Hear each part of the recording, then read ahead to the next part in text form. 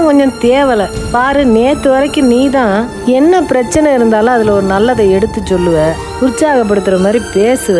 அப்படி இருந்த பிள்ளை இன்னைக்கு நீயே இப்படி டொசுக்குன்னு உட்கார்ந்து இருக்கையில என்ன எப்படி சொல்லி என்ன சொல்றதுன்னே எனக்கு தெரியல. அதுதான் உண்மை நெசத்துக்கு. அக்கா இல்லக்கா, ஐம் ஓகே. இதை நினைச்சு நீங்க எதுவும் ஃபீல் பண்ணாதீங்க. நான் தான் சொல்றேன்ல, எனக்குள்ள இருக்கிறது ஒரு சின்ன குழப்பம்தான். இப்போ அது கூட இல்ல, நார்மல் ஆயிட்டேன். இதுதான் ஜனனி என்னை ரொம்ப சங்கடப்படுத்த வைக்குது. இது பாரு, எங்களுக்காக நீ உனக்குள்ள ஓடுற உணர்வுகளை அடக்கி வைக்காத. நீ யாரு ஜனனி? அதைத்தான் நாங்க எதிர்பார்க்கிறோம். உனக்கு அழணும்னு தோணுச்சுன்னா அழுதுரு, சந்தோஷமா இருக்கணும்னு தோணுச்சுன்னா சந்தோஷமா இரு. எங்களுக்காக உன்னை நீ மாத்திக்க வேண்டாம். எங்களால உன்னை புரிஞ்சுக்க முடியும்.